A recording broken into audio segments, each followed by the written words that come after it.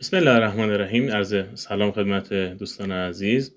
تو این فیلم می‌خوایم نحوه عملکرد و کار نرم افزار لیستوفر ساز رو خدمت شما توضیح بدیم. سعی می‌کنم تو این فیلم کوتاه فقط در مورد میلگردهای طولی صحبت کنم و یک صحت‌سنجی هم در موردش داشته باشیم.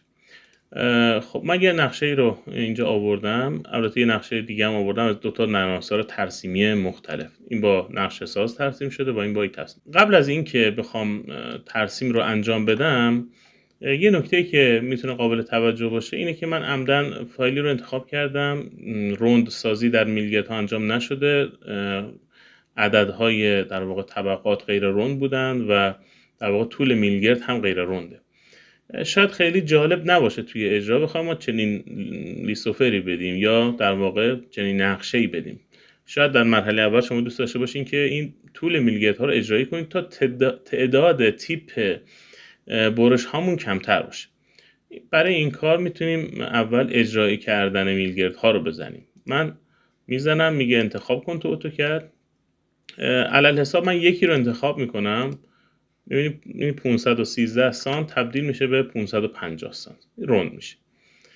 البته همه اینها دست ماست که چه میزان روند بشه. توی یه جدول شما میتونید همه اینا رو وارد کنید. مثلا میگید از 1.5 متر تا 1.70 متر سانت هر چقدر این وسط بود، یعنی 1.55 متر، 1.60 متر، 1.60 همه اینها رو 1.70 متر در نظر بگیرید. از 2.40 متر تا 2.5 متر همه رو 2.5 متر. صفحات بعد به همین ترتیب لیستی رو شما میتونید وارد کنید که چقدر میخوای روندسازی انجام بشه.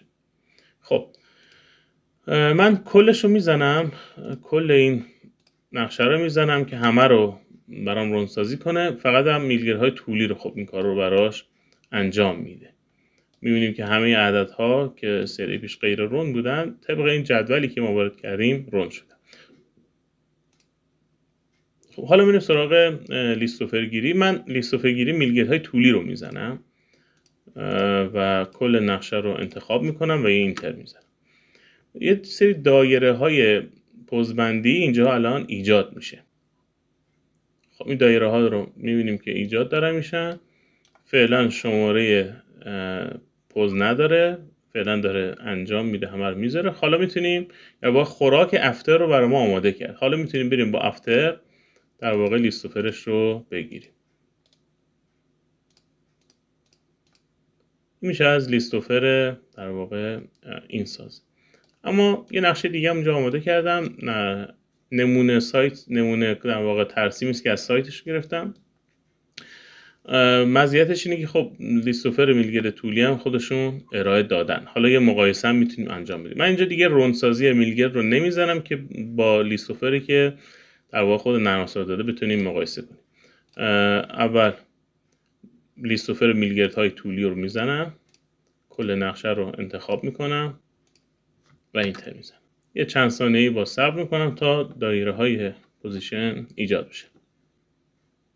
خب دارن دونه دونه ایجاد میشن. اگه زوم کنم اینجا الان یه دایره اینجا قاعدتا میاد.